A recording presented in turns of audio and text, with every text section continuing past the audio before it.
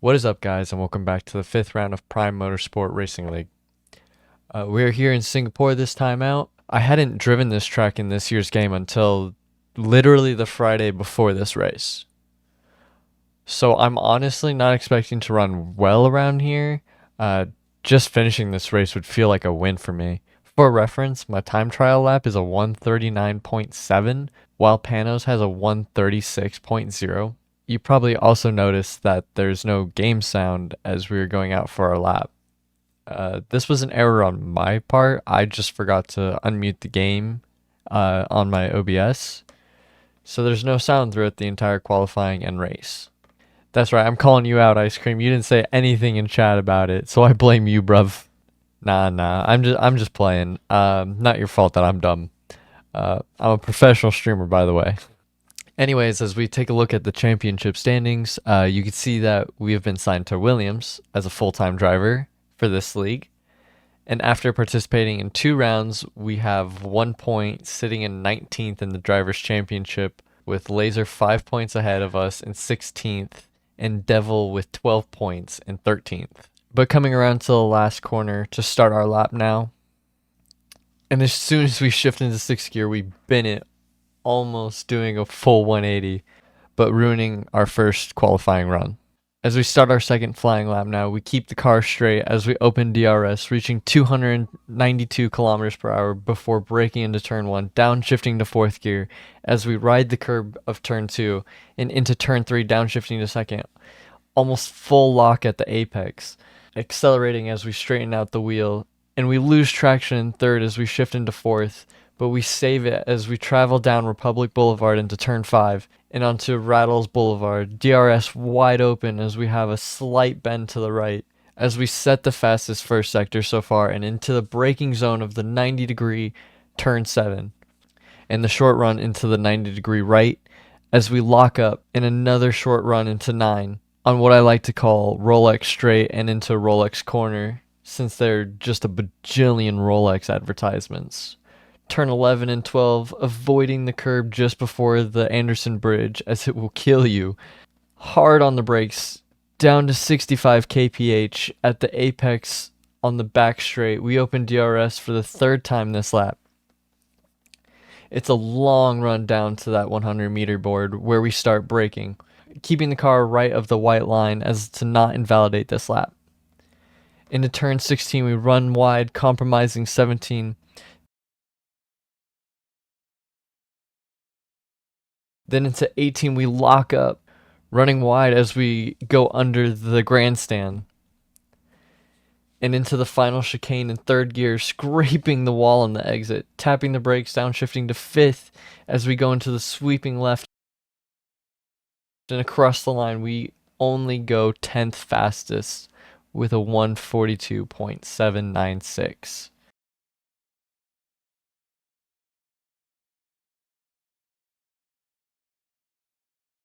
On our last qualifying lap of this session, we are a whole 2 seconds up on our delta going into the final turn, and we gain another 10th as we spin round just before the line and we fail to improve on our time. And we'll be starting from 14th on the grid. Welcome then to Marina Bay and a tough, bumpy street circuit that will test these drivers to their absolute limit. So sit back and enjoy the action here at the Singapore Grand Prix.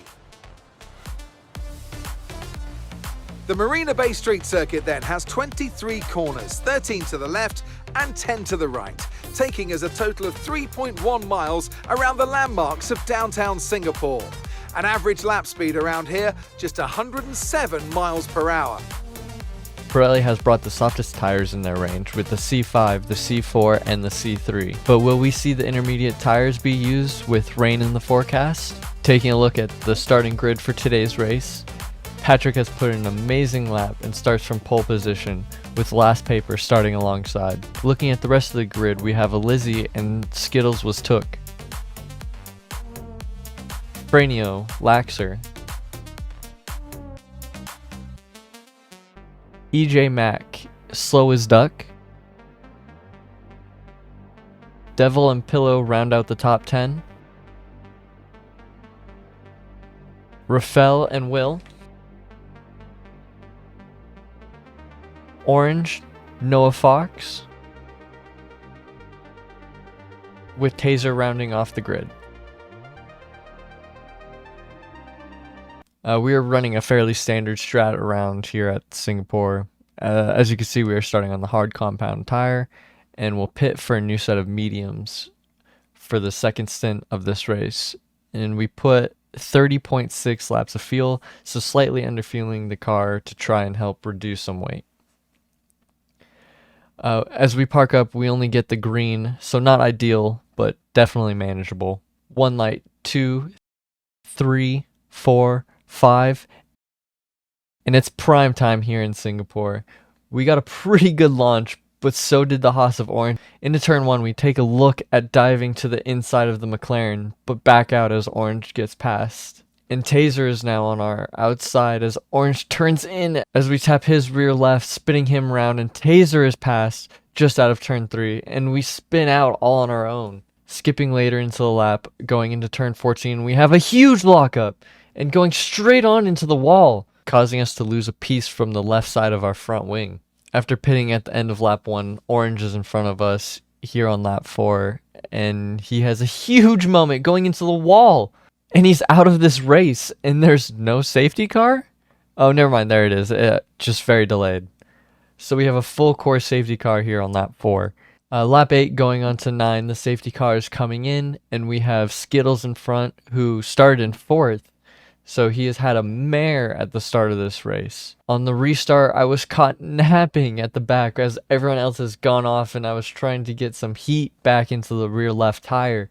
And into turn 1, we are already behind by a second. As we start turning into turn 3, we see Pilu has taken too much curb and is spinning round, as the Lizzie, Devil, and Skittles and I all get caught up in this huge pile up on this restart, as I slam into Skittles' rear wing, causing us major damage to our front wing again, as we give Skittles rear wing damage. 2 laps later, you can see we have a new front wing coming up to the grandstands. Can you guess what happens?